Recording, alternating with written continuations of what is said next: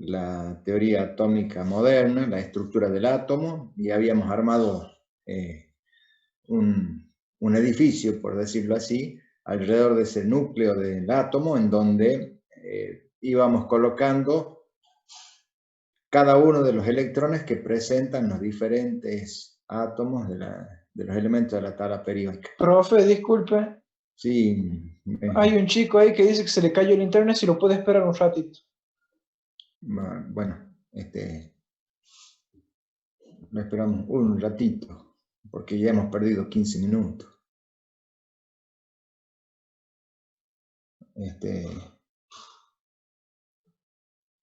De todas maneras, como está grabando la clase, después la puede ver al comienzo. Si no, vamos a perder mucho tiempo. En realidad, la clase de hoy va a ser un poco más práctica, porque vamos a utilizar los conocimientos que hemos desarrollado en la clase pasada de la estructura del átomo. Por eso yo quería hacerles en la pizarra esta reglita que habíamos desarrollado en la clase pasada, que es la regla de la escalera. Mientras se conecta de nuevo, voy a escribir la regla de la escalera para que la tengamos siempre presente.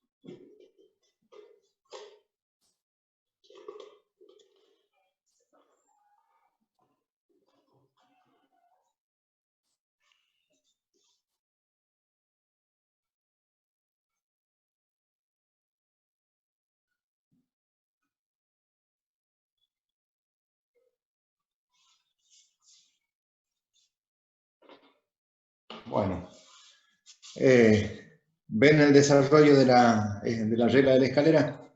¿La pueden ver en la pizarra? Sí, profe. Bien, habíamos dicho que el orden de llenado era en sentido horizontal, ¿cierto? Es decir, que termino el renglón y seguimos con el otro. Y habíamos dicho en la clase pasada que este orden no era otra cosa que el orden en que estaban dispuestos los elementos dentro de la tabla periódica. Así que vamos a hacer un ejercicio tipo para que veamos de qué manera la vamos a usar a la regla, y obviamente ustedes van a estar con la tabla periódica ahí en la mano para que corroboremos los resultados, y vamos a de alguna manera aplicar todos los conceptos que hemos visto en la clase pasada, empezando por el número atómico, el número de masa, el número de electrones, de protones, de neutrones que tiene un átomo determinado. Vamos a escribir su distribución electrónica aplicando la regla de la escalera, y después elegiremos algunos de los electrones que hay en esa distribución, uno o dos o más si se necesita, para que le coloquemos los números cuánticos, es decir, la dirección en donde se encuentra ese electrón dentro de nuestro edificio que hemos armado. Así que vamos a elegir un elemento al azar. Profe, disculpe. Sí, En las dos últimas filas dice 6S2, 4F10. 4F14. Acuérdate que el F tiene 14. Ah, bien. ¿Y el 5F? Y el Al 5 último. es 14. Ah, Acuérdense, bien, porque no se ve por eso. No lo veo. sí, el 5S, el subnivel S, al tener un solo orbital, puede tener como máximo 2 electrones, porque un orbital acepta 2 electrones como máximo. En el P, en el subnivel P, al tener 3 orbitales y 2 electrones por orbital, vamos a tener 6 electrones como máximo en el P. Mientras que en el subnivel D hay 5 orbitales, a razón de 2 electrones como máximo por orbital, vamos a tener 10 electrones.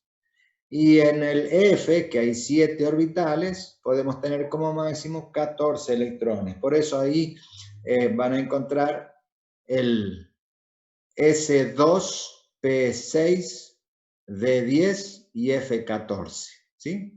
Y el número que está adelante nos va a indicar el nivel energético en donde se encuentran esos electrones. Hagamos un ejercicio de aplicación para que veamos cómo lo aplicamos a lo que hemos aprendido en las clases pasadas. Como tienen la tabla periódica en la mano, vamos a ir confirmando lo que vamos escribiendo. Busquemos en la tabla periódica los siguientes elementos. Z17 y Z32. ¿Sí? Z17 y Z32. Esto es números atómicos de los elementos que se encuentran en la casilla número 17 y número 32 de la tabla periódica. Cloro y germanio. Bien, cloro y germanio. Estamos en la parte derecha de la tabla periódica, ¿verdad? Claro. Bien, entonces, a partir de esto, nosotros vamos a escribir el número de masa del cloro, ¿sí? Que es muy particular el número de masa del cloro porque es 35,45, ¿verdad?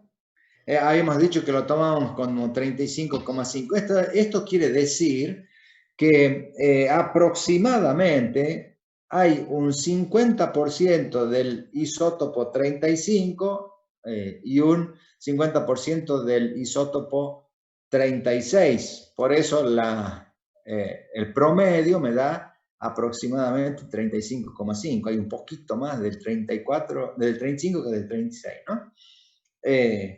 Pero vamos a suponer que trabajamos con el isótopo 35, ¿sí? El 35. Lo que yo requiero que ustedes me digan del cloro es cuántos protones tiene, cuántos neutrones y cuántos electrones posee ese átomo. Y lo mismo vamos a hacer para el germanio. A ver, ¿qué número de masa tiene el germanio en la tabla periódica? 72,59. Estamos en la misma circunstancia, porque 59 me habla de aproximadamente, digamos, un 60% me dijeron 69, ¿verdad?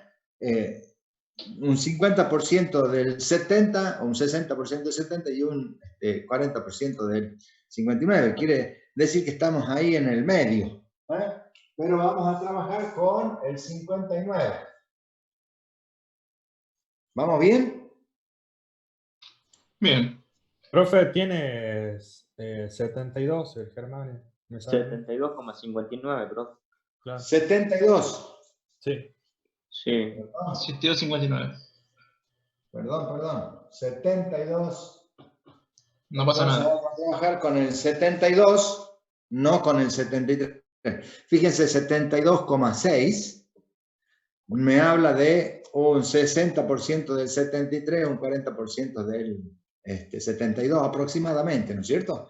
Vamos a trabajar con el más liviano de los isótopos, que es el 72.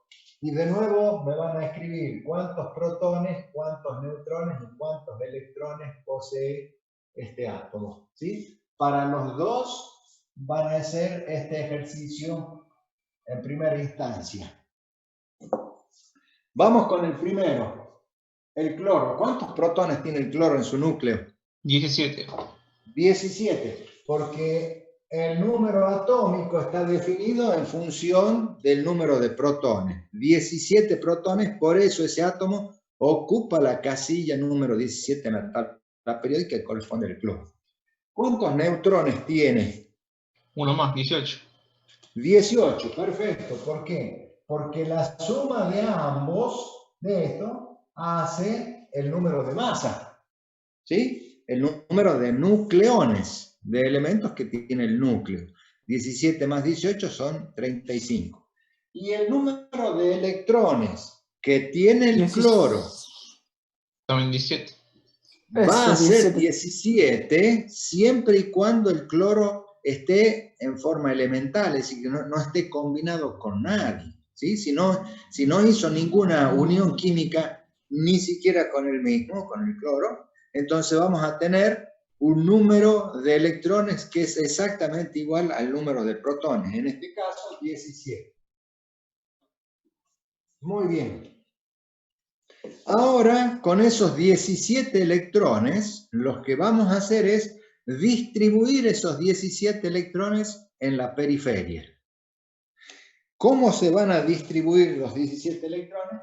Siguiendo este orden que tenemos acá en la tablita de la escalera, o si ustedes prefieren, como lo van a hacer en la práctica, con el diagrama de Mueller, que era en diagonal, ¿no? Tiene otra estructura el diagrama de Mueller, pero cualquiera de los dos me va a dar la misma solución.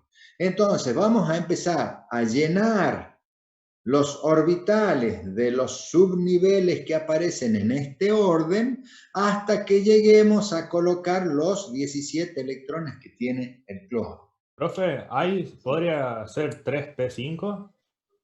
Vamos a ver hasta dónde llegamos. Entonces, para el cloro vamos a tener 1s2, 2s2, 2p6. Estamos en los dos primeros renglones. Acá hemos colocado ya 10 electrones, ¿sí? 2 y 2, 4 y 6, 10. Luego con el 3s2 ya tenemos 12 electrones. Y nos faltan, para los 17, nos faltan 5. Por eso tenemos 3p5. ¿Sí? Ustedes que tienen la tabla periódica en la mano, me podrán decir en qué grupo se encuentra el cloro dentro de la tabla periódica. El nombre del grupo lo encontramos en la parte superior de la tabla. Grupo 7. No me... Dice grupo 7A. Grupo 7A. Muy bien, grupo 7A, 7. A ver, si nosotros tomamos la tabla periódica, vamos a observar que hay dos formas de designar a cada uno de los grupos. Le llamamos grupo a todas las filas verticales que encontramos en la tabla, ¿sí? A ese le vamos a decir las columnas. A cada columna le llamamos grupo. Una de las formas de designar a los grupos es con los números del 1 al 18. Son 18 columnas. La parte superior, ¿no es cierto? Acuérdense que las 14 columnas están en la parte inferior de la tabla, que están separados. Todos esos van dentro del casillero de los lantánidos, la primera fila, y de los actínidos, la segunda fila.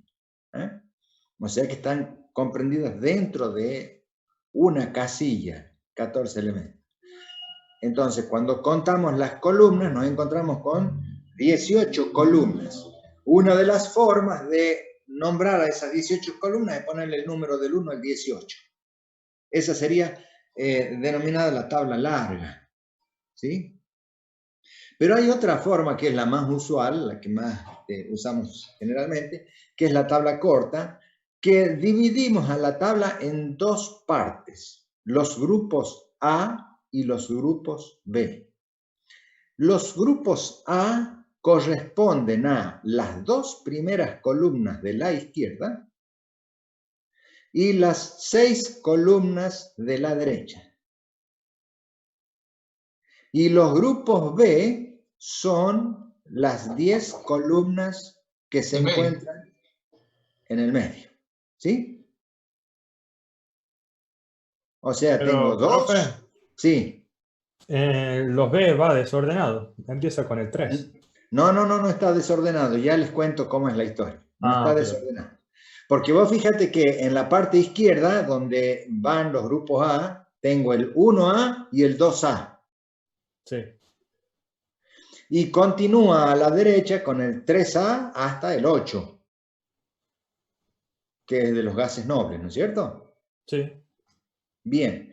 Y en la parte central, donde están esas 10 columnas, en realidad también hay 8 grupos, a pesar de que haya 10 columnas.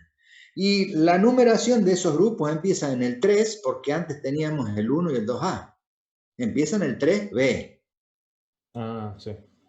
Y luego sigue 3B, 4B, 5B, 6B, 7B, y siguen 3 columnas numeradas con el grupo 8, que están encabezadas por el hierro, el cobalto y el níquel. ¿Sí? Sí. Esas 3 columnas se nombran como grupo 8B. Y a continuación del níquel vamos a tener los grupos 1B y 2B. De tal manera que la columna siguiente ahora es 3A, 4A, 5A, etc. Pero lo que ¿Ves? me parece raro también es que el 8, a partir del hierro hasta el níquel, esas 3 no tienen B, solo tienen 8. Sí, los nombra como grupo 8 nada más, pero corresponden al B, ¿no? Al B.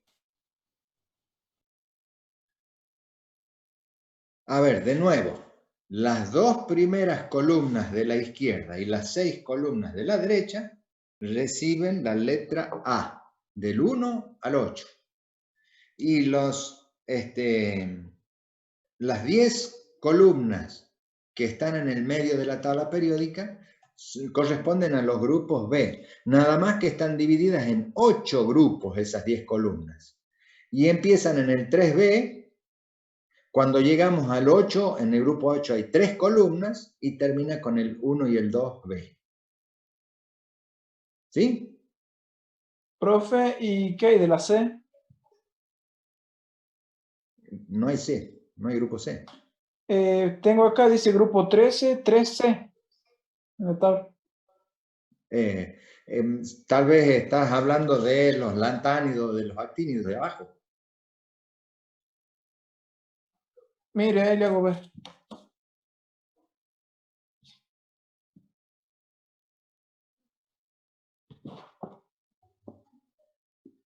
No sé si puede ver ahí. Ah, grupo 13. Ajá. Bueno, yo les decía que el grupo, las columnas son 18, ¿verdad? Hay una numeración que va desde el número 1 al número 18. Benja, deja de compartir la pantalla, así podemos volver a la normalidad. Por eso arriba van a tener la numeración 1, 2, 3, 4, 5, 6 hasta el 18. Y abajo vienen las numeraciones A o B con números romanos. Esa es la denominación de... Benja, no sé si estás compartiendo la pantalla todavía. No, profe, no estoy compartiendo nada. Ah, bueno, porque me quedaba la imagen esa. Bueno. Entonces, vamos a ver qué pasa con este elemento que hemos hecho la distribución. El número 17. El número 17. que nos llegó hasta ubicar 5 electrones en el subnivel P del nivel energético 3. ¿Sí? Miren qué interesante la disposición de estos electrones, porque vamos a tener 1, 2, 3 filas ocupadas con electrones. Si ustedes se fijan ahora a la izquierda de la tabla periódica, al comienzo de cada fila horizontal, ¿sí? Cada fila horizontal le vamos a llamar periodo. Periodo. Ya lo vamos a discutir al término de este periodo más adelante. Y los periodos se numeran con números arábigos del 1 al 7. Hay algunas tablas que traen el periodo 8. Pero recuerden que la verdadera tabla de los elementos naturales terminaría en el número 92, que es el uranio, ¿verdad? Todos los demás ya son artificiales, no se han producido naturalmente en la Tierra. Entonces, vamos a hablar de estos 7 periodos que tiene la tabla periódica. Cada renglón es un periodo. Por lo tanto, este elemento, cloro, está ubicado en el periodo 3 de la tabla periódica. ¿Sí? Y fíjense que está en la quinta columna de los elementos que tienen subnivel P. Es decir, que terminan en el subnivel P. ¿Se acuerdan cuando hemos desarrollado la columna de los P? Si nosotros traemos los P a ubicarse en la parte vertical acá, a todos juntos, resulta que todos los P están sobre la mano derecha de la tabla periódica. A todo ese bloque que empieza con el P1, por ejemplo en el boro, o en el aluminio, ¿sí? Con P1, siguen con P2 en el carbono, en el silicio, siguen con P3 en el nitrógeno o en el fósforo, siguen con P4 en el oxígeno o el azufre, siguen con P5 en el flúor o en el cloro, y terminan con P6, neón y argón. Recuerden que el helio es una excepción, tiene solamente 2 electrones y debería ir en la segunda columna, nada más que como es un gas noble, por eso lo ponemos juntos con estos otros, con el helio, con el neón y el argón, ¿sí? Es decir, todo ese bloque de 6 columnas de la derecha comenzaron con un electrón en P1 y terminaron con 6 electrones, P6, en la última columna. Por eso a todo ese bloque de elementos de la tabla periódica se lo denomina justamente bloque P. ¿Quiénes son los elementos del bloque P? Aquellos cuya configuración electrónica termina en subnivel P, desde el 1 hasta el 6. ¿Se entiende eso?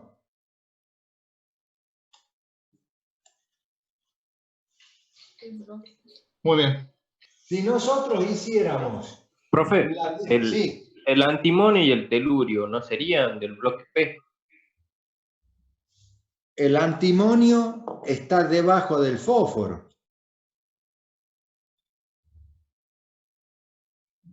¿Sí? Es 5P3 cómo termina el antimonio.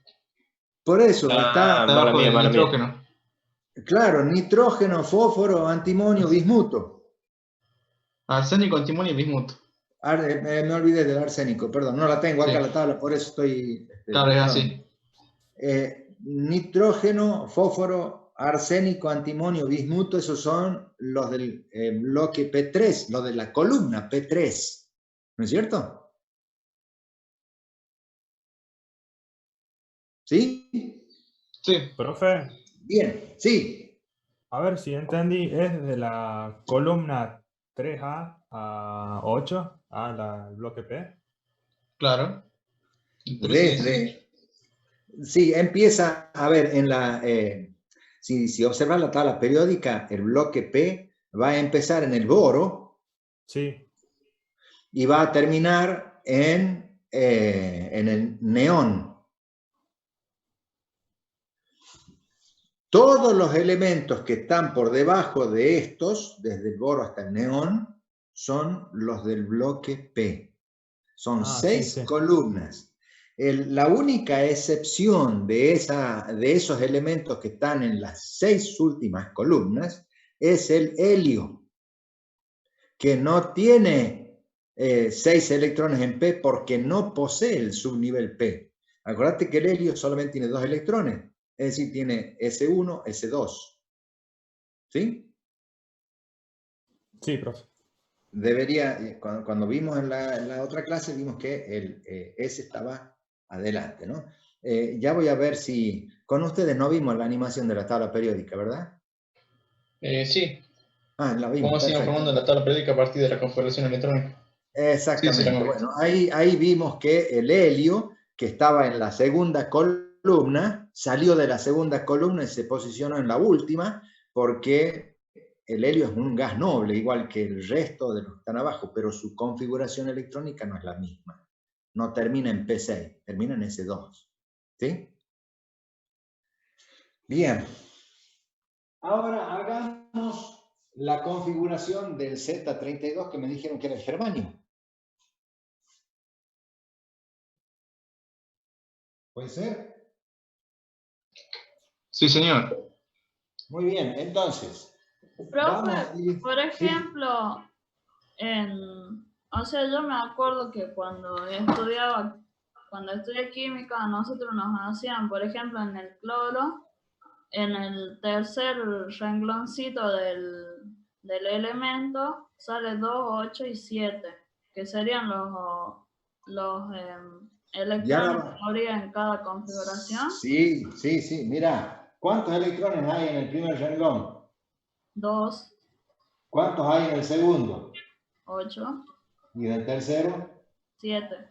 Ahí Bueno, está. Al costadito de cada elemento me han puesto cuántos electrones hay en cada nivel energético. ¿Sí? sí, sí. Perfecto, perfecto. Entonces, ahora hagamos la del germanio. Y el germanio va a tener 1s2, 2s2, 2p6, 3s2, 3p6. Aquí van 18 electrones, pero me faltan no mucho, 32. Y después del 3p6, ¿qué sigue? No sigue el 3 de 10, viene el 4s2. 4s2. Recién viene el 3d con 10. ¿Y cuántos hemos puesto acá? 4 y 6, 10. 4 y 6, 10. Y 10 son 30. ¿Cuántos me faltan? 2. Entonces, acá vamos a tener el 4p con 2 electrones para llegar al número 32. ¿Se dan cuenta que hemos llegado a 32 electrones, verdad? Y a ver, Micaela, en el primer renglón, es decir, en el primer nivel hay 2, en el segundo hay 8, en el tercero hay 8, que se contaría también en 3D, por lo que hay 18 ahí, y en el último quedan 2 del S y 2 del P, 4 electrones en el último nivel. Sí, ¿Me como seguís? dice acá. Como dice la tabla periódica. Recuerden que a este 3D, como nivel energético, lo tengo que contar en el renglón anterior. ¿No es cierto? Porque resulta ser del nivel 3, no es del nivel 4. Del nivel 4 son los 2S y los 2P. A ver, el germanio ahora pertenece al bloque P, porque está con su configuración electrónica terminada en P. Pertenece a ese bloque de la derecha. Pero ahora ya no está en la quinta columna como el cloro, está en la segunda columna de ese bloque P. ¿Se entiende?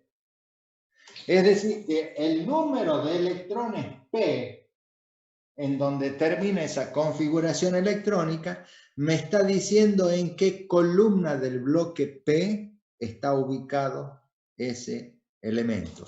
Y el número de filas o de renglones que nosotros hemos tenido que escribir hasta llegar a completar su configuración electrónica, me dice cuál es el periodo en el que se encuentra ese elemento en la tabla periódica. A ver cuánto hemos llenado. Primer periodo, segundo, tercero, cuarto. En el cuarto renglón de la tabla periódica, en la segunda columna del bloque P, ahí se encuentra el germanio.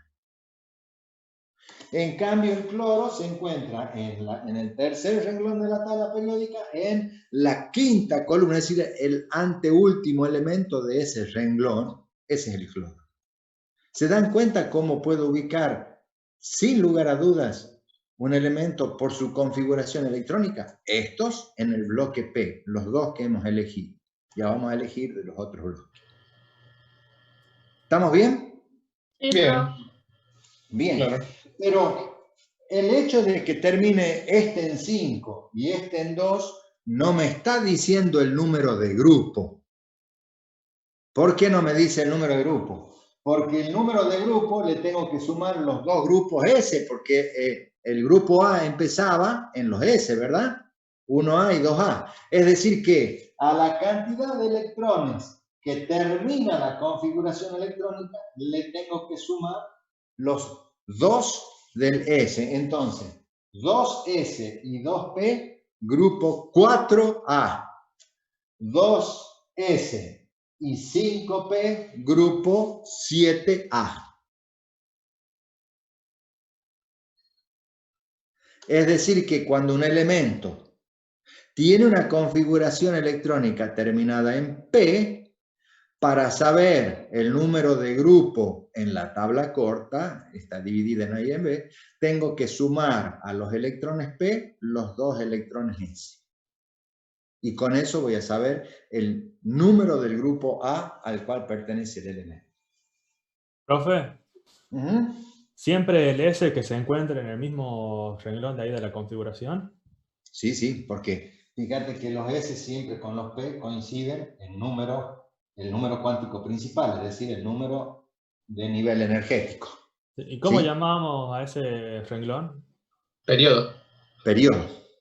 Si vos te fijas, por ejemplo, en el segundo periodo, van a tener todos 2S2. ¿De la configuración? ¿Se llama Claro. periodo? Por ejemplo, el nitrógeno comienza con 2S2. Y todo lo que sean del segundo periodo. Claro, a ver, si nosotros empezamos a ver los elementos del segundo periodo, empezamos con el litio. El litio es el número 3. A ver, yo voy a borrar esto, ¿sí? Pero voy a escribir sobre lo que ya hemos hecho ahí arriba, voy a escribir los datos que hemos sacado acá. Porque fíjense que el cloro tiene hasta en el primero y en el segundo nivel energético la misma configuración que tiene el neón. ¿El neón cuántos electrones tiene? 10. 10. Y fíjense, 2, 2 y 6, 10. Esta es la configuración del neón. O sea que tiene la configuración del neón, que se lo escribe así, y luego tiene a continuación 3S2, 3P5. Así escribiríamos la configuración electrónica del cloro abreviada, para no tener que escribir todos los renglones anteriores, que son todos iguales, para todos los átomos son iguales, ¿no es cierto? Fíjense, acá es igual, acá es igual. Entonces, lo que escribimos es, entre corchetes, el gas noble anterior, es decir, del periodo anterior en donde se encuentran, del periodo, si está en el periodo 3, es el del periodo 2, en este caso neón, y para el germanio, si termina en el periodo 4, va a ser el del periodo anterior. ¿Quién es? Argón, ¿no es cierto? Es la configuración del argón más el 4s2, el 3d10 y el 4p2. ¿Se entiende cómo lo vamos a escribir a la configuración ahora? Ah, por eso entre corchetes aparece los primeros, o sea, el nombre del elemento. El nombre del gas noble, es decir, Gas de noble. la terminación del periodo anterior, que tiene la configuración, esto es configuración del gas noble anterior, y luego escribo a continuación la configuración de ese periodo y nada más. Increíble. No, increíble no. Son reglas de nomenclatura, ¿no es cierto? Bien, ¿estamos de acuerdo cómo era? Bueno, acá nos ha faltado, nos hemos apresurado porque acá ya lo sabemos, va a ser 32 los electrones y 40 para llegar en la suma a tener 72 para el número A, ¿no es cierto? Para el número A es 72. ¿Estamos de acuerdo hasta acá de estos dos elementos que hemos hecho? Sí, profe. Ahora yo voy a borrar lo de abajo, que es el desarrollo total del elemento. Y hemos dicho que teníamos, por ejemplo, el litio, que el Z del litio es 3 y su número de masa es 4, el más común. Entonces voy a tener con protones 3, con neutrones 4, 7, perdón. 4 neutrones y con electrones 3. Y vamos a elegir el elemento número 19, Z19, cuyo A es 39. Potasio. Que es el potasio, ¿verdad? Potasio, perfecto. Para el potasio, la cantidad de protones es 19, la cantidad de neutrones es 20 y la cantidad de electrones es 19, siempre y cuando estos elementos estén en estado elemental, ¿sí? Que no se hayan unido a nada.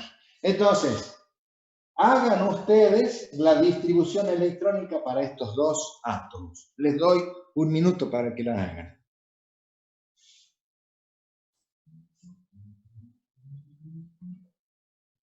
El primero es una papa, ¿no es cierto? Ahí no va a llegar.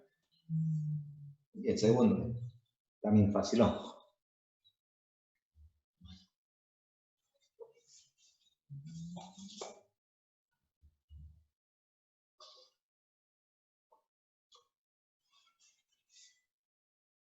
¿Cómo vamos?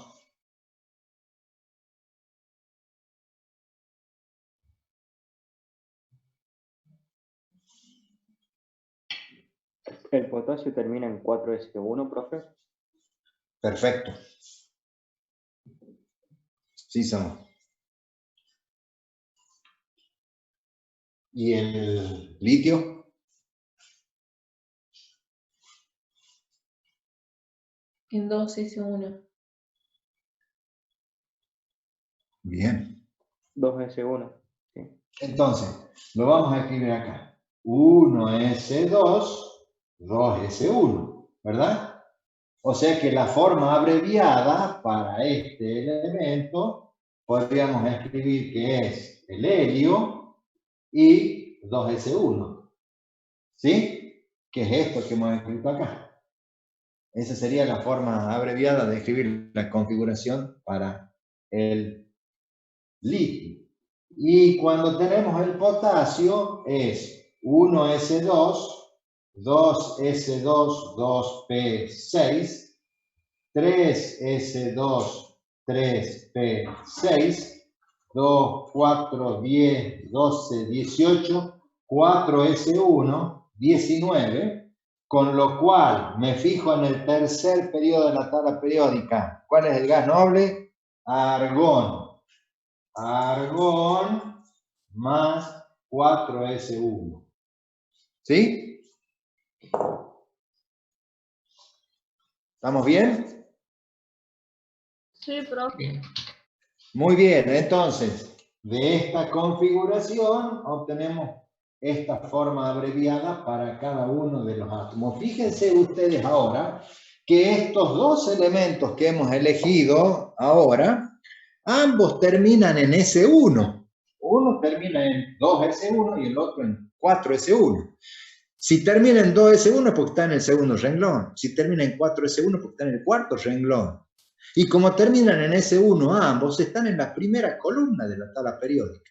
Quiere decir que todos los elementos que están puestos en el grupo 1A tienen terminación S1.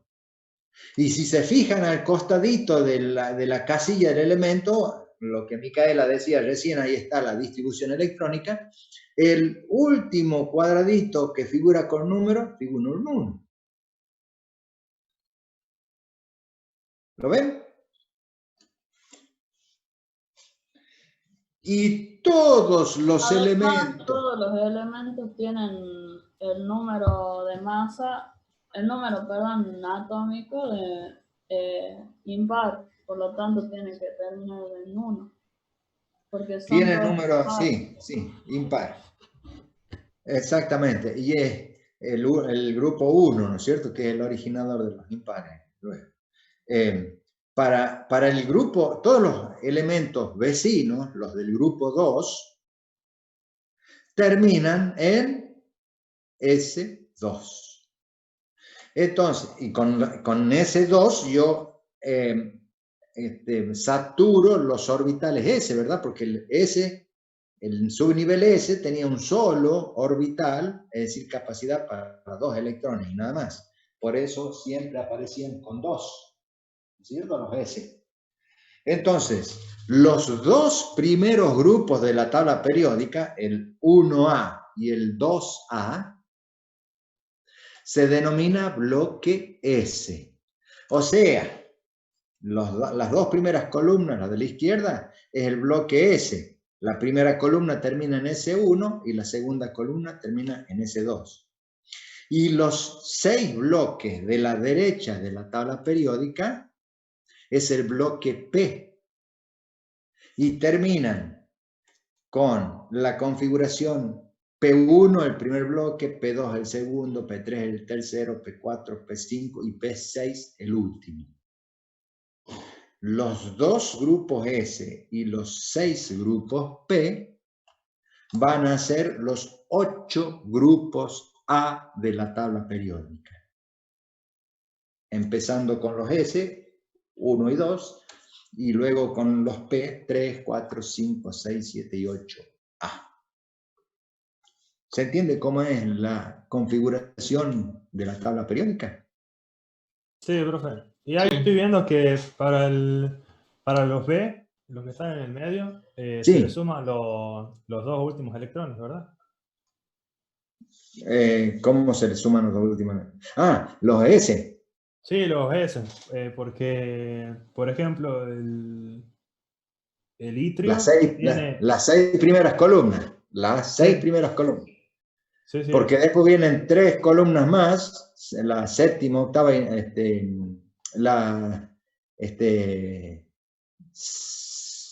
7 y 8, perdón, ¿sí? 6, 7 y 8, las 5 primeras columnas del grupo P, del medio, perdón, le sumo 2 para saber el número de grupo. Pero después vienen las columnas 6, 7 y 8, que se llaman grupo 8. Y después la columna 9 y 10, que se llaman 1B y 2B. Estamos hablando de la parte central de la tabla periódica, que todavía no la hemos visto, ya la vamos a ver. Hasta el momento, lo que me importa es que ustedes interpreten cómo es la configuración electrónica de los grupos del bloque A y los grupos, del bloque S y del bloque P, que son los grupos A.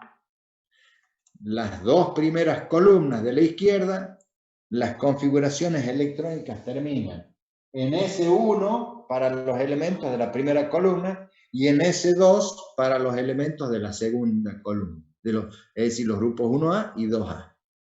Y para la derecha, en los P, van a terminar desde P1 hasta P6, las 6 columnas, que son los grupos 3A hasta el 8 con los gases nobles. ¿Sí?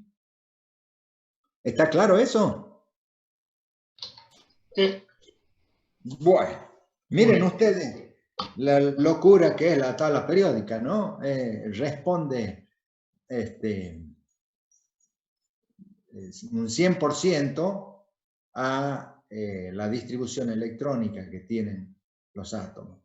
Entonces yo no podría poner un elemento que termina en P3 en el primero o segundo bloque de la tabla periódica. No condice su estructura atómica con el resto de los elementos. Y fíjense que la estructura atómica habla de las propiedades que tienen los elementos, porque cada columna de la tabla periódica está ocupada por elementos que tienen propiedades semejantes. Por eso al helio no lo puedo poner en la segunda columna como si fuera un metal alcalino tercio, así se llama la segunda columna, sino que lo tengo que ubicar al final, es la excepción, ¿sí? Voy al final a ubicarlo en la columna de los gases nobles, porque se comporta como un gas noble. ¿Y por qué se comporta así? Porque tiene su nivel energético lleno de electrones. En este caso, el primero para el helio, ¿sí? El neón tiene 8 electrones en el segundo nivel. Está lleno, los 2s y los 6p. El argón tiene en el tercer nivel lleno también esos subniveles. Tiene 2 en el S, 6 en el P. Y si ustedes se fijan en el resto, siempre tienen 8 electrones en el último nivel, porque siempre estamos contando solamente los S y los P, porque el D o el F que pudieran tener corresponden a un periodo, hasta un nivel energético anterior, ¿sí? Siempre que sumemos los del mismo nivel, son S y P. Los anteriores, estos, son de otro nivel anterior que están superpuestos. ¿Estamos bien hasta acá? Es decir, que ya conocemos la estructura de la tabla periódica en los grupos S, en los grupos A, perdón, del bloque S y del bloque P.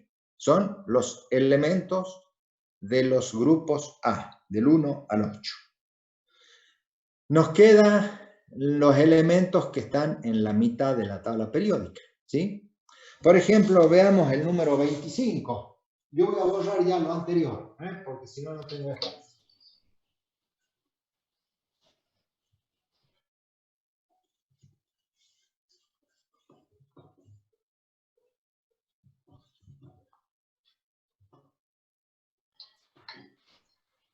Por ejemplo, el Z25. ¿Quién es en la tabla periódica el Z25? Manganeso. Manganeso. Manganeso, gran amigo nuestro, ¿no es cierto? Ya lo hemos conocido en el curso de ingreso al manganeso, porque hacía un grupito muy particular con el cromo, que eran elementos llamados anfóteros, que podían formar óxidos básicos o óxidos ácidos. ¿Se acuerdan? Sí.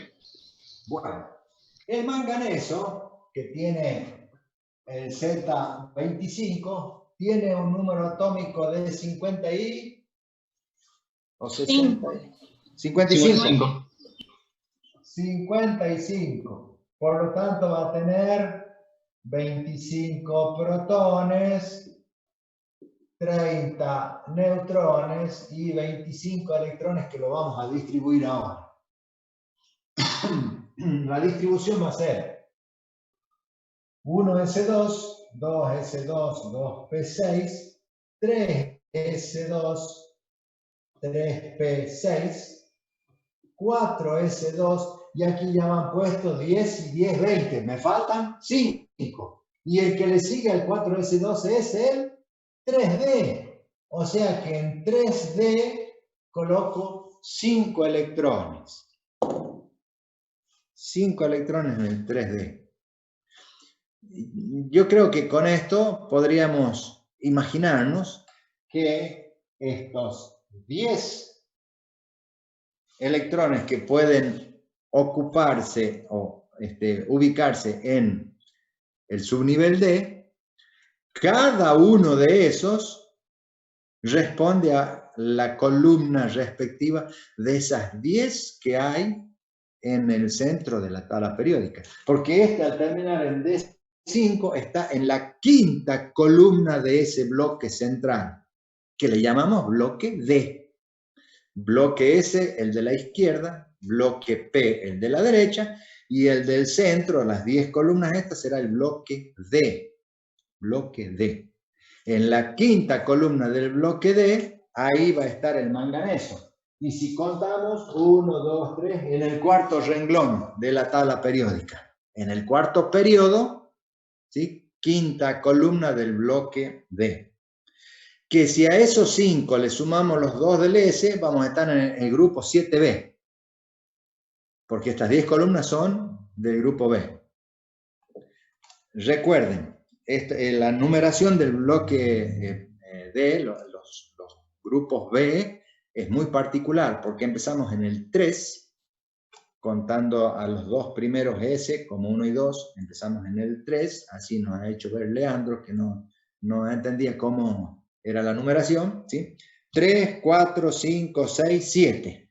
O sea, las 5 primeras columnas van del 3, 4, 5, 6 al 7.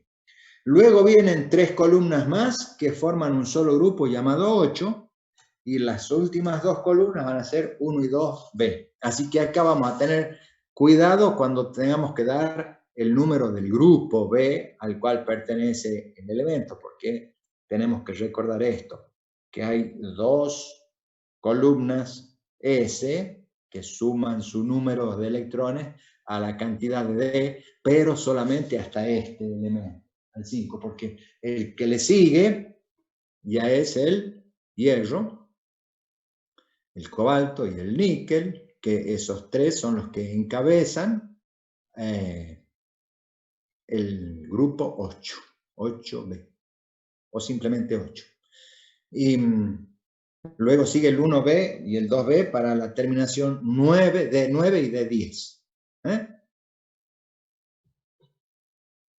¿Se entiende cómo es el bloque central de la tabla periódica? Sí. Perfecto. ¿Y qué nos está quedando? El F. Sí. ¿Por qué el cromo dice 4S1, 3D5? Bueno, les cuento. Los bloques S y P, ambos bloques, se los denomina elementos representativos. Son los que se encuentran en mayor cantidad en la naturaleza, ¿no? Por eso los llamamos representativos. El bloque D y el F son los elementos de transición y de transición interna. Ya vamos a ver por qué se llaman de esta manera. Transición, el bloque B, porque está entre 2 bloques representativos, ¿no?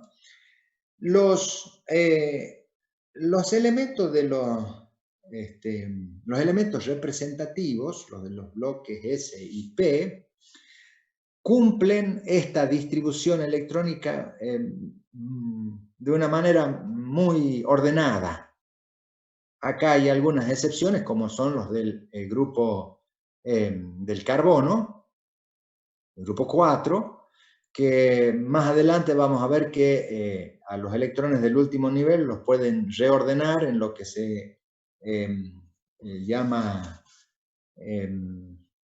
hibridación, ¿no? Pero tienen esa estructura que marca la distribución electrónica. En cambio, los del bloque D, los elementos de transición, tienen muchísimas excepciones. ¿Y a dónde las vemos a esas excepciones? Si ustedes recuerdan cuando empezamos en el curso de ingreso y hablábamos de las valencias, un concepto que ya hoy no usamos, pero lo usamos pedagógicamente para poder entender cómo hacen los elementos las uniones químicas, dijimos que todos los elementos del grupo 1A, de donde habíamos sacado, por ejemplo, el sodio, el potasio, el litio, ¿sí? Litio, sodio y potasio, tenían valencia 1. Y fíjense ustedes que la valencia coincide con la cantidad de electrones que tienen en el último nivel. Porque todos esos terminan en S1. Ya los hemos hecho el litio, bueno, el sodio y el potasio son los elementos que hemos sacado del grupo 1 como representantes del grupo, que son los más abundantes.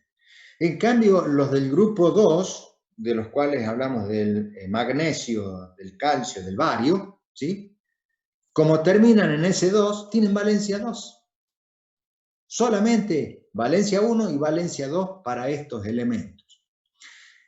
Si pasamos al grupo 3A, a la parte derecha de la tabla periódica, siempre en los elementos representativos, nos encontramos en el grupo 3 con el boro, el aluminio, que tienen valencia 3 solamente.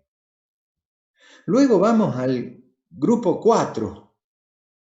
Fíjense, perdón, antes que sigamos. En el grupo 3 todos terminan en P1, que con los 2 electrones S tienen 3 electrones en el último nivel. Por eso le ponemos el número 3 a ese grupo. O sea que la cantidad de electrones que tienen en el último nivel coincide con el número del grupo en los A, ¿sí? En los B va a pasar algo semejante, pero hay excepciones. En el grupo 4 hay 4 electrones en el último nivel, caso del carbono, del silicio, cuyas valencias es justamente valencia 4. El carbono tiene una excepción, puede actuar con valencia 2 en el monóxido de carbono, pero cuando veamos uniones químicas vamos a saber por qué se dan esas excepciones. Luego en el grupo 5, en donde tenemos al nitrógeno como cabeza de la serie, nitrógeno, fósforo, arsénico, antimonio, bismuto, todos esos tienen valencia 3 y 5. 5, la valencia 5 es porque la da el número del grupo, es decir, los 5 electrones que tiene en el último nivel, 2s y 3p. ¿Sí? Luego, en el grupo 6 está el oxígeno, el azufre, que son los que hemos usado, y van a tener valencia 2, 4, 6. En realidad el oxígeno valencia 2 nada más, porque ya hay una excepción por una característica propia del oxígeno. El oxígeno y el flúor son muy particulares, electronegativos se llaman, pero el azufre y el cloro, que son los que siguen abajo de estos dos, ya tienen valencia 6 y 7, que serían los números del grupo, y las valencias pares o impares respectivas anteriores. ¿Se acuerdan cuánto era la valencia del azufre? 2, 4, 6. Y del cloro, 1, 3, 5, 7. ¿Sí? Ya vamos a ver por qué se da esta multiplicidad de valencias cuando veamos uniones químicas. A lo que me refiero yo es que los elementos representativos siempre responden a una estructura de valencia que se condice con la estructura electrónica del último nivel. Van a la par. En cambio, los elementos de transición, ahí ya tenemos muchísimas excepciones. Fíjense, hierro, cobalto y níquel tienen valencias 2 y 3, están en el grupo 8. El manganeso, que está en el grupo 5, tiene valencias 2, 3, 4, 6 y 7. Y el 5 no aparece por ahí. En todo caso es el 7 el que lo representa, porque son 5 electrones en D más 2 del S. Pero ahí no hay una relación directa entre la estructura electrónica con las valencias. ¿Sí? A las valencias del grupo, de los elementos del bloque D, las hemos tenido que estudiar de memoria, en el sentido de que íbamos repitiendo, ¿cierto? Ahí está la plata, está el cobre, está, bueno, muchísimos metales que son los que hemos estado usando para hacer nuestros compuestos, ¿no?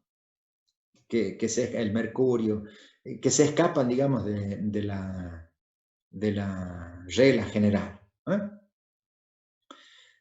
¿Se entiende por qué el bloque D es excepcional?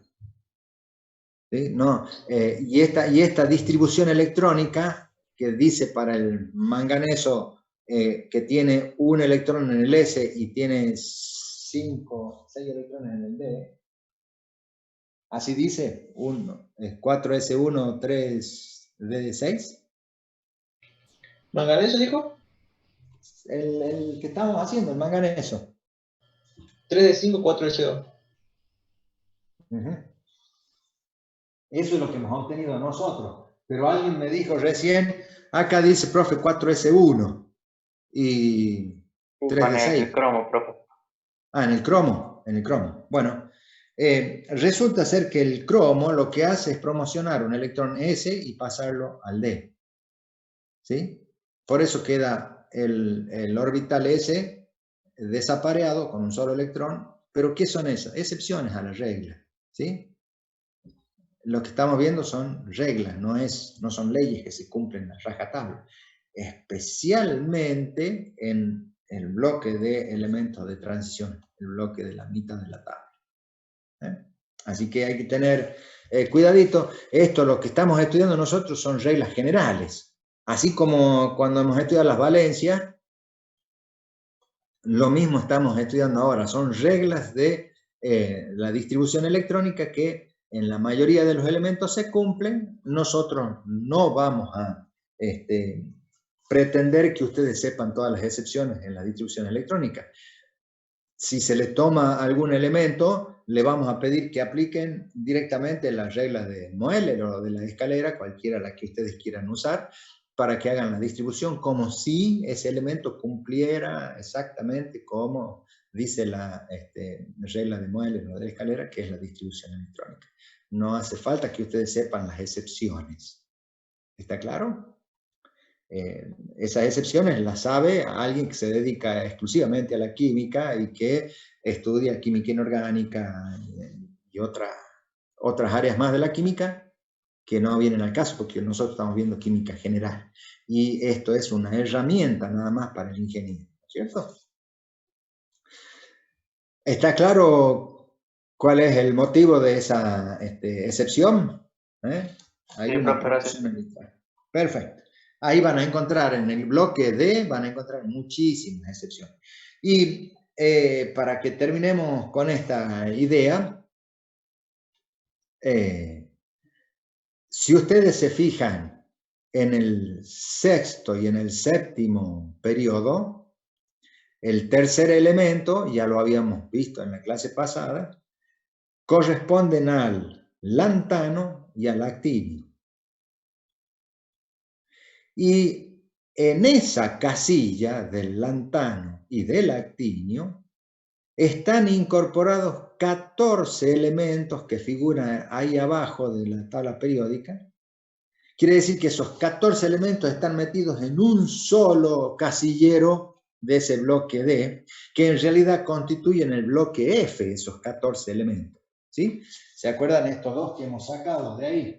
4F14, 5F14, están desarrollados en la parte de abajo. La tabla periódica vendría a ser tridimensional, porque los S, los P y los D estarían en el plano, y luego en un plano perpendicular a ese de la tabla periódica, saldrían 14 elementos puestos en la misma casilla. Por razones obvias de ocupar menos espacio, los sacamos de ahí, los disponemos en el mismo plano de la tabla, así la podemos llevar al bolsillo, ¿cierto? No ocupa tanto espacio. Esa es la distribución que tenemos ahí. Y esos 14 elementos, les digo, configuran lo que llamamos bloque F de la tabla periódica. Quiere decir que esos 14 elementos van a terminar la configuración electrónica en 4F o 5F del 1 al 14. Ese va a ser los últimos electrones que tengan. ¿Sí? ¿Estamos bien hasta acá? Sí, profe. Bien. A partir de los conceptos que hemos visto en la clase pasada, ¿sí? De la distribución electrónica, hemos podido obtener una distribución de los elementos de la naturaleza en lo que nosotros conocemos como tabla periódica. Ya sabemos que la tabla periódica está ordenada por grupos y por periodos. Los grupos son 18 columnas que pueden numerarse del 1 al 18 en la tabla larga o en 16 grupos, 8A y 8B en la tabla corta, considerando que los 2 primeros y los 6 últimos son A y los 10 del medio están agrupados en 8 grupos B. Todos esos grupos responden a esta distribución electrónica. Para nosotros va a ser la única, no vamos a ver las excepciones.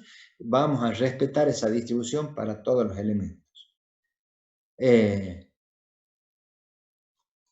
Pero yo les quiero comentar algo que siempre me ha parecido fascinante en la historia de la ciencia, porque resulta que en el siglo XIX, ya en el siglo XVIII ya se conocían muchos elementos de la tabla periódica, el oxígeno, el nitrógeno eran conocidos.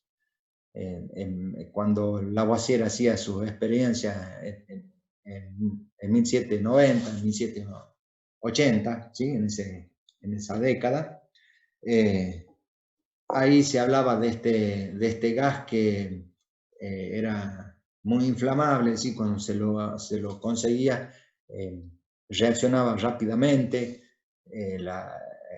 La combustión no es otra cosa que el comburente que nosotros le llamamos oxígeno, ¿no? El nitrógeno era, creo que le llamaban azoe, al nitrógeno era incombustible, no había forma de hacerlo prender e incluso apagaba la flama cuando se lo agregaba. Nosotros sabemos hoy que el nitrógeno es un gas absolutamente inerte y que para poderlo utilizar, las plantas lo utilizan al nitrógeno para formar sus proteínas que después nos alimentan a nosotros, pero para eso no lo puede hacer la planta sola, sino que hay unas bacterias muy particulares puestas en las raíces de las plantas, se llaman bacterias nitrosantes, que pueden tomar el nitrógeno del ambiente y transformarlo en nitratos o en nitritos, ¿sí? Y recién poder ingresar a la cadena de formación de proteínas en las plantas. O sea que es muy, pero muy estable el nitrógeno del aire, ¿no? No es fácil hacerlo reaccionar. Hay que tener enzimas particulares para hacer eso. La energía que se requiere es alta. Entonces, digo, todos esos elementos que se conocían a fines del siglo XVIII y en el XIX que empieza el desarrollo de la química a empezar a conocer un poco más de los elementos que había, se conocían muchos metales que se utilizaban desde épocas antiguas para que el hombre tuviera herramientas para sus actividades. Se pretende empezar a organizar esos elementos en una serie de grupos que al principio se llamaban triadas. Triadas porque eran de 3 elementos, ¿sí? Triadas. El hierro, el cobalto y el níquel eran una de las triadas más conocidas, porque los 3 elementos tienen propiedades muy semejantes entre sí, ¿no? Pero luego empezaron a aparecer otros elementos y ya lo agruparon en tetradas, es decir, había algunos grupos que eran de 4 elementos, pero siempre eran grupos sueltos, no había una organización. Hasta que a finales del siglo XIX,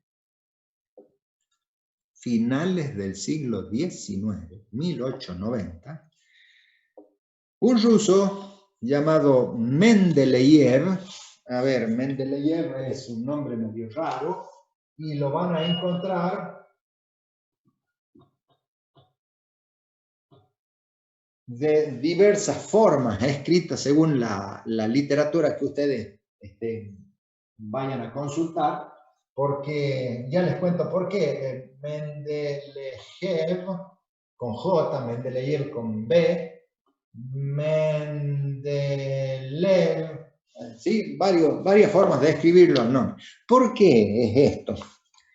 Porque los rusos escriben con un alfabeto que no tiene nada que ver con el occidental, ¿cierto? El que usamos nosotros. ellos no tienen la A, la B, la C, la D como tenemos nosotros, escritas como la escribimos nosotros, sino que tienen otros símbolos para sus fonemas. Entonces,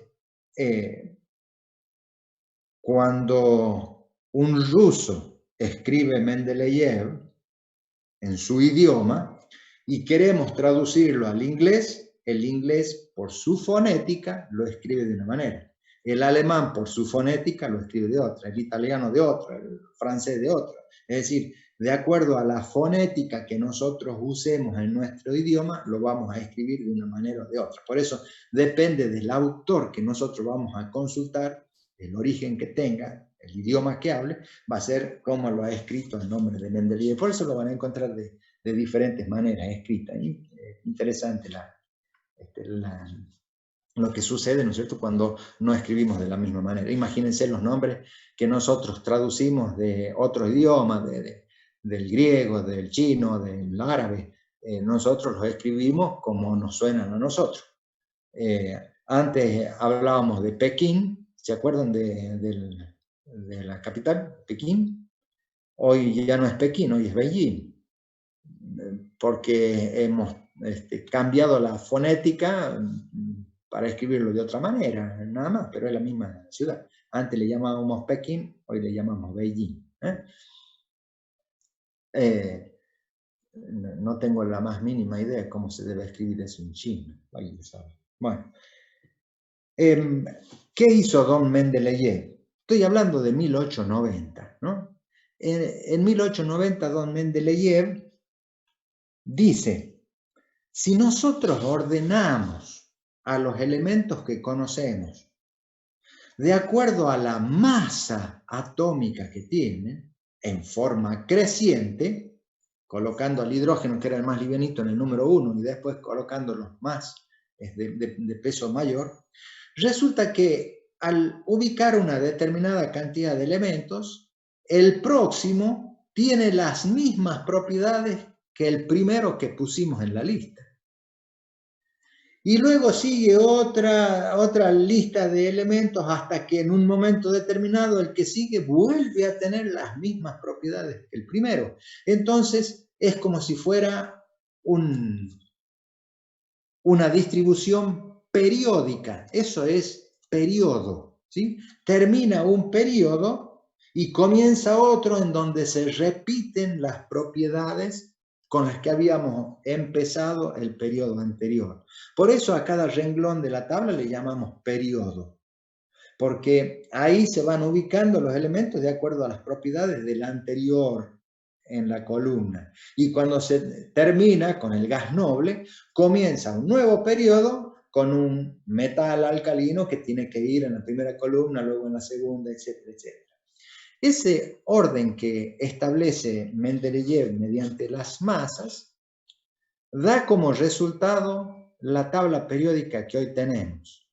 Pero lo que él escribe como ley periódica, se las digo cuál era la ley periódica. Dice Mendeleev, eso lo van a encontrar en cualquier libro.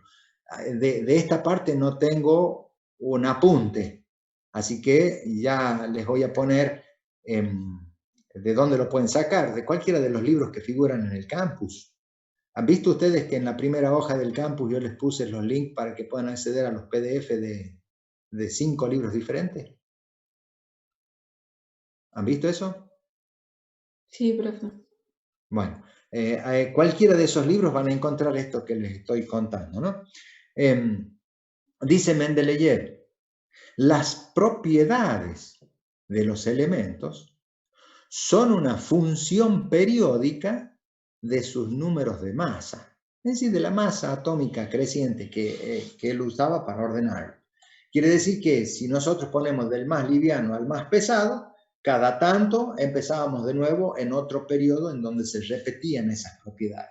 Ya en la próxima clase vamos a hablar cómo son esas propiedades, ¿no? Esta distribución que hace Mendeleev da como resultado la tabla periódica que teníamos hoy, pero con 3 excepciones. Por lo tanto, no le podemos llamar hoy ley periódica a la que da Mendeleev. ¿Por qué? Porque ya que tienen la tabla periódica en la mano, quiero que se fijen en el elemento argón, es decir, el tercero de la última columna de la tabla, 18, casilla 18, y el potasio, casilla número 19, está en la primera columna en la parte izquierda. ¿Lo ven? El 18 y el 19, argón y potasio. Sí, profe. Fíjense en el número de masa que tiene el argón y el que tiene el potasio. ¿Qué ha pasado ahí?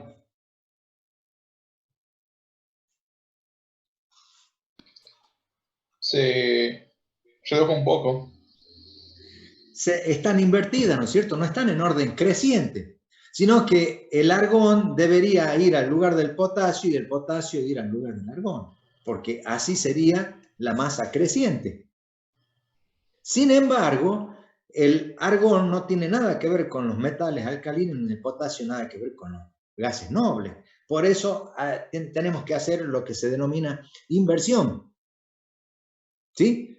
El potasio tiene que ir en la primera columna y el argón en la última, porque están dentro de su familia de propiedades semejantes.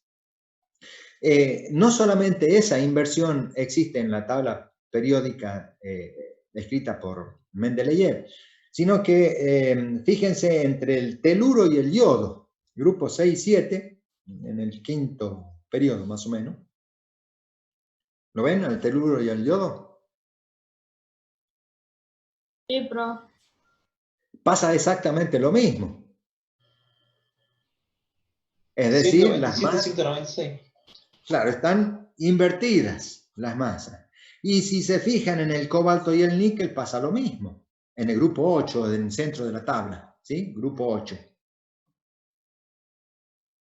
Cobalto y níquel también están las masas invertidas. Es decir, hay 3 inversiones a esta ley que proponía Mendeleev. Obviamente que es una regla, porque si hay excepciones, cae a la condición de regla.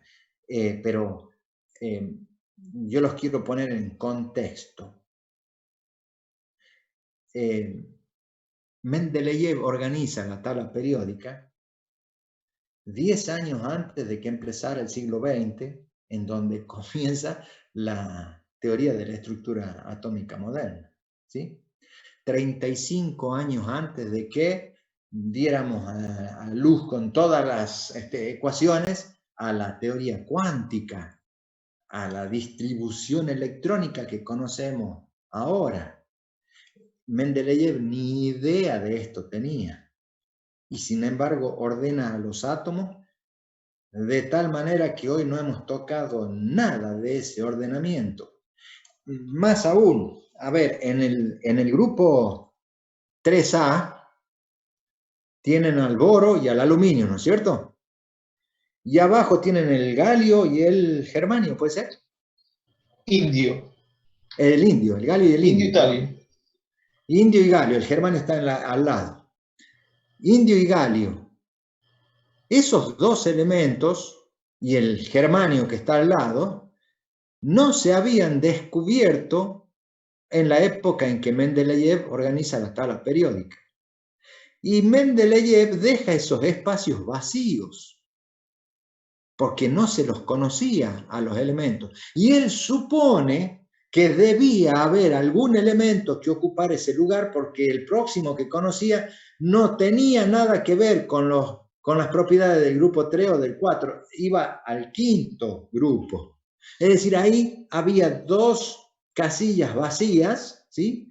En el caso del indio y del germanio los llama ECA boro, ECA aluminio, es decir, semejante al boro, semejante al aluminio, y al germanio ECA silicio, porque está ahí abajo el silicio. Entonces, el día, en el siglo XX ya, el día que se descubren esos elementos, ya tenían su lugarcito reservados por Mendeleev, porque Mendeleev hasta que los describe a esos elementos con las propiedades que deberían tener, y coinciden con la descripción de Mendeleev. Imagínense ustedes la mente de este buen hombre, ¿sí? Que tiene una proyección tan grande como para poder anticiparse a los hechos que luego la ciencia iba a sostener. Ya con la distribución electrónica conocida y con los elementos que hoy conocemos, un señor de apellido Moseley, ¿sí? Moseley, a ver, lo vamos a escribir. Moseley,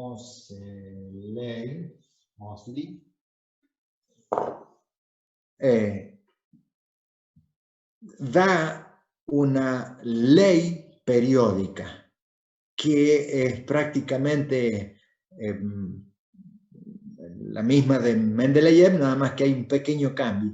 Se las doy a las dos para que ustedes vean cuál es el cambio que hace Moseley en su ley periódica. Dice Mendeleev, las propiedades periódicas son, las propiedades de los elementos son una función periódica de las masas atómicas. ¿Sí? La masa de los átomos. ¿Y qué dice Moseley? Las propiedades de los elementos son una función periódica de su número atómico. De su número atómico, no del número de masa, no de A, como los había ordenado Mendeleev, sino de Z. ¿Sí? Entonces, si los ordeno por el número creciente de Z del número atómico, el potasio tiene que ir en la casilla 19 y el argón tiene que ir en la casilla 18, porque tienen 19 y 18 protones respectivamente. No cabe la posibilidad de que ocupen otro lugar más que ese que lo había puesto Mendeleev, porque Mendeleev supuso que el orden venía dado por la masa y no es la masa la que da el orden, es el número de protones en el núcleo, la que da el orden y la ubicación de los elementos en la tabla periódica, ¿sí?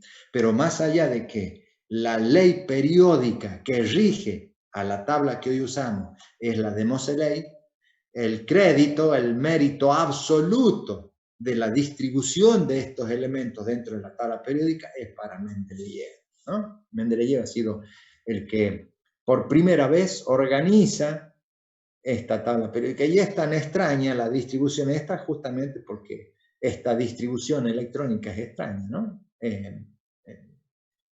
Esto de que aparecen 2 electrones por orbital, que Bohr no podía encajar esa presencia de electrones de acuerdo a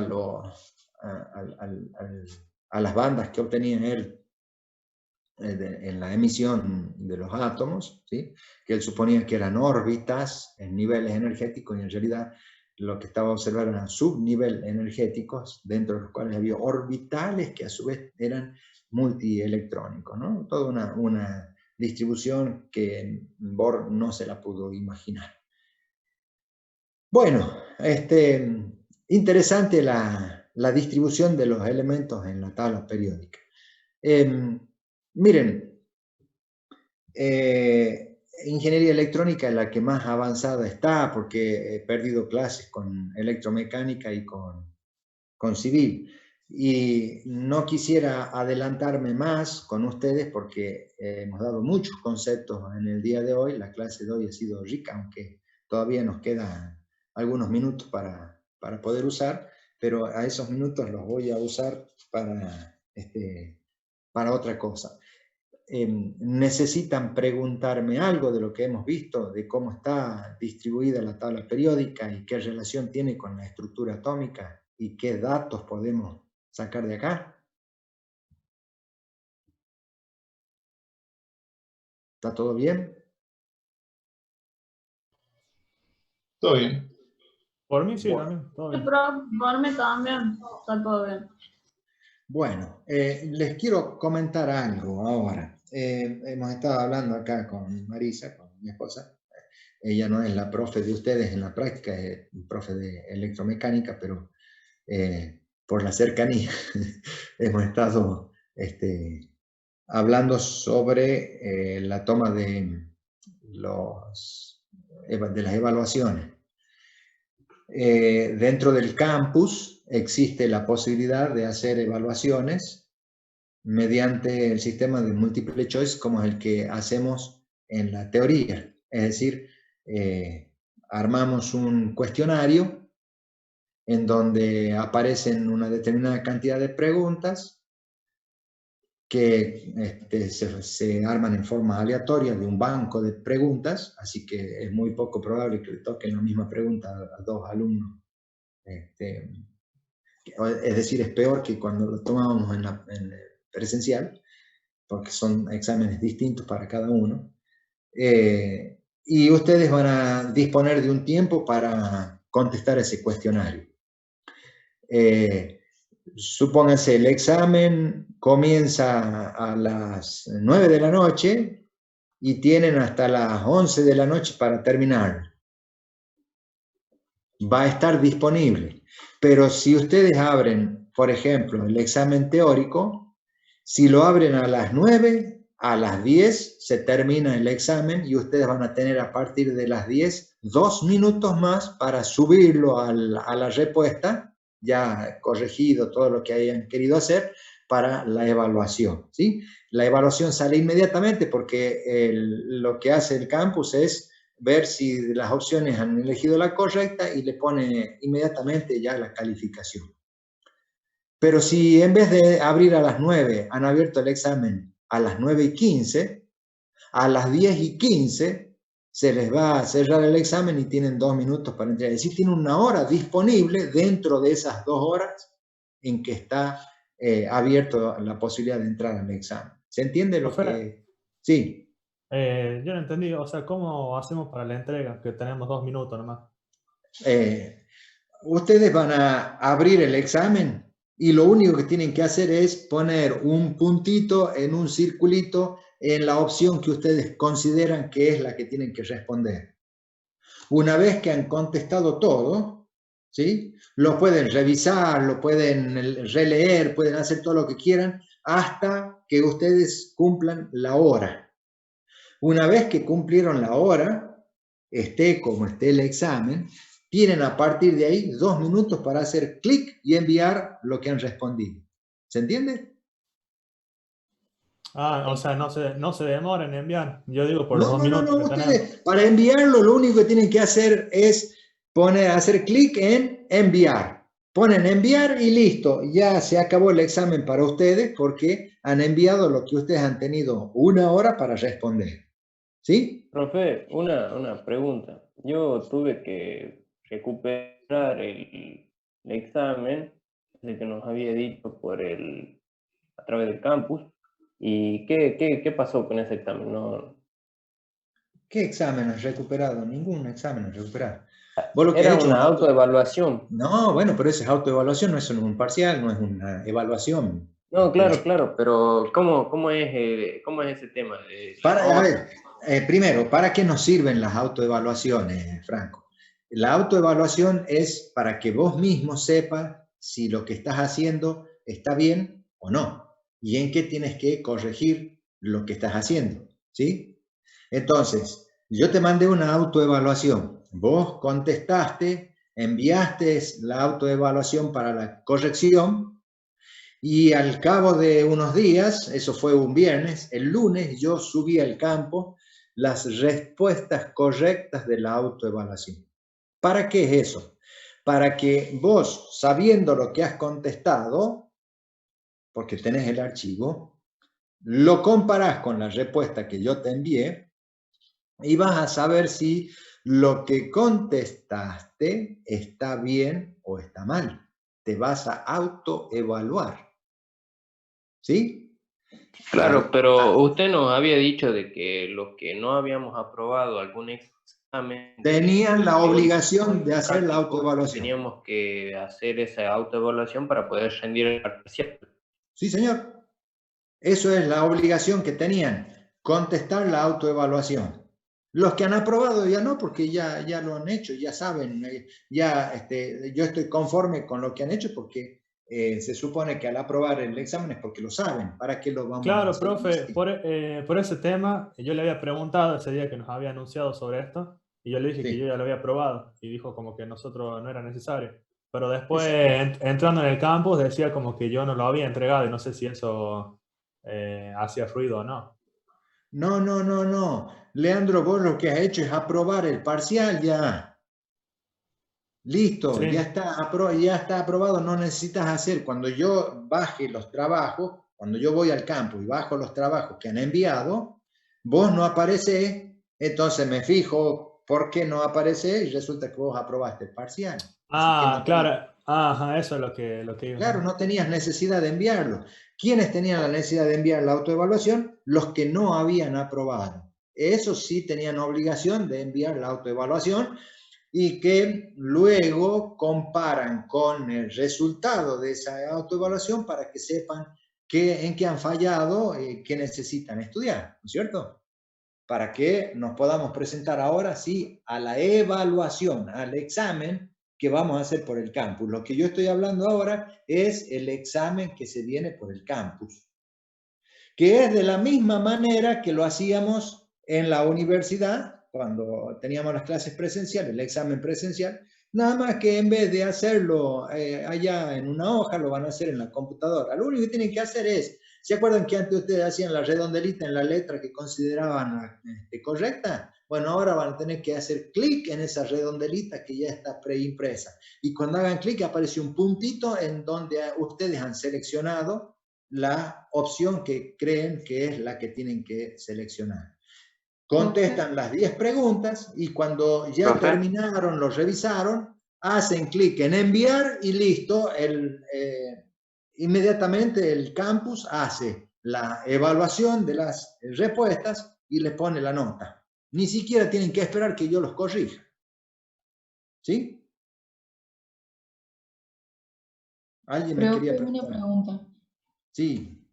¿El examen solamente va a ser de teoría, no va a tener ningún ejercicio práctico? No, también la práctica. Yo estoy hablando de la teoría. La práctica, como ustedes tienen que hacer desarrollo, estamos evaluando porque se puede hacer mediante el mismo estilo, es decir, nosotros le damos una fórmula y le ponemos 5 nombres y de esos 5 ustedes tienen que buscar el correcto y hacer clic. ¿Me entiendes? Es decir, se puede hacer la práctica también mediante múltiple opción. O le damos un nombre y le damos 5 fórmulas y ustedes eligen cuál es la que coincide. También hay posibilidades de hacerlo a algunos exámenes con respuestas cortas, pero eso implica que no van a tener la nota inmediatamente. Si lo hacemos por múltiple opción, ustedes apenas terminan el examen, inmediatamente aparece la nota porque el sistema mismo corrige al saber qué opción han elegido. ¿Se entiende, Joana? Sí, profe, muchas gracias. Así que vayan pensando. Sí, Micaela. Usted nos va a decir cuándo va a ser el examen, ¿no? Sí, por supuesto. Les voy a avisar con bastante tiempo de anticipación, pero vayan pensando que no va a pasar de 2 semanas. ¿Sí? Y al examen, ¿quiénes lo van a hacer al examen? Aquellos que no hayan rendido el ingreso, es decir, que no tengan nota, o aquellos que han rendido el ingreso y han desaprobado alguna de las 2 partes. La van a tener que hacer a la parte que no han aprobado. Si no han aprobado ninguna de las 2, la tendrán que hacer en teoría y en la práctica. ¿Sí? También pueden rendir... O sea que si yo, por ejemplo, reprobé la teoría pero aprobé la práctica, hago solo teoría. Solamente teoría, ¿sí? No va a haber... Profe, sí. Una pregunta. ¿Entonces el parcial no sería sobre estos temas? El primer parcial es fórmulas y nomenclatura, Leandro. Si no lo hemos tomado el primer parcial en la universidad. Lo que hemos tomado es el examen de ingreso. Y los chicos que están recursando, esos no han tenido la oportunidad de rendir el examen de ingreso. ¿Para qué han rendido el examen? El examen de ingreso que han rendido ustedes tenía la opción de que si aprobaban, ya tenían aprobado el primer parcial. Sí, ahora por eso. estamos por tomar el primer parcial, ¿cierto? Sí. Perfecto. Entonces, quienes no tengan aprobado el primer parcial, es decir, no han rendido el examen de ingreso o lo han rendido y les ha ido mal en alguna parte, tienen que rendir ahora esas partes que no han aprobado.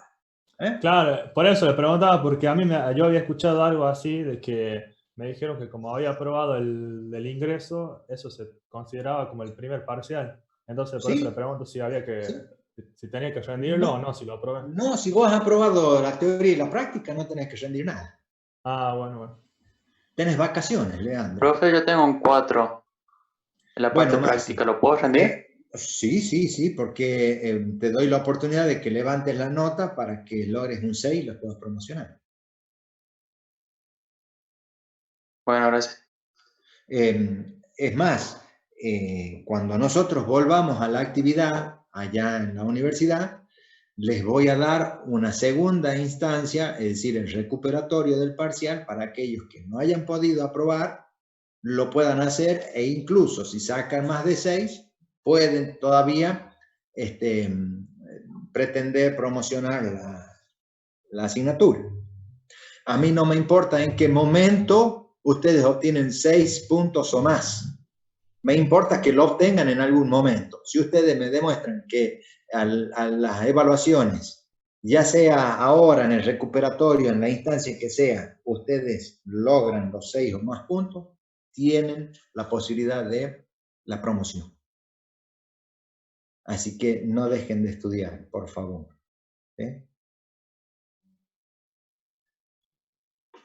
¿Está claro cómo va a ser el examen? Sí, profe. En teoría y en práctica. O sea, va a haber 10 preguntas teóricas como las que hacíamos y 5 o 6 ejercicios prácticos como los que han hecho en la evaluación, cuando han rendido el examen de ingreso. Bueno, chicos, los minutitos que nos quedan lo vamos a recuperar en otro momento. Yo sé que después de esto no tienen nada, ¿verdad? Sí, No, profe, profe, ya no tenemos nada. No. Bueno, entonces ya pueden disfrutar de la noche del miércoles a partir de este momento y nos vamos a ver el próximo miércoles para que podamos ver lo que se denominan propiedades periódicas, porque esta de las propiedades que hablaba Mendeleev o que hablaba Moseley en la ley, vamos a tener que estudiarlas para poder entender cómo se comportan los átomos, ¿sí? A partir de su distribución electrónica. Esto que hemos dicho de que las propiedades de los elementos son una función del número atómico, bueno, vamos a ver cuáles son esas propiedades que identifican a los átomos. Les voy diciendo que vamos a ver el radio atómico, propiedades que se llaman electronegatividad, potencial de ionización, carácter metálico, etcétera. Ya vamos a estar en el próximo, en la próxima clase desarrollando ese tema. No quiero desarrollar demasiados temas como lo haríamos en la universidad porque aparte de estar abrumados por lo que nos pasa y tener clases de esta manera, yo entiendo de que vamos a tener que bajar un poco la velocidad, el ritmo, para que no nos cansemos.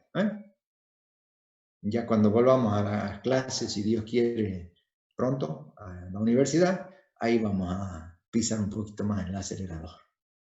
Chicos, que tengan una hermosa semana en lo que queda y nos estamos viendo, si Dios quiere, el miércoles que viene. Bueno, muchas gracias, profe. Profe, nos vemos. Que lo vea bien. Chao, que anden bien. Nos vemos. Chao. Chao, mijo.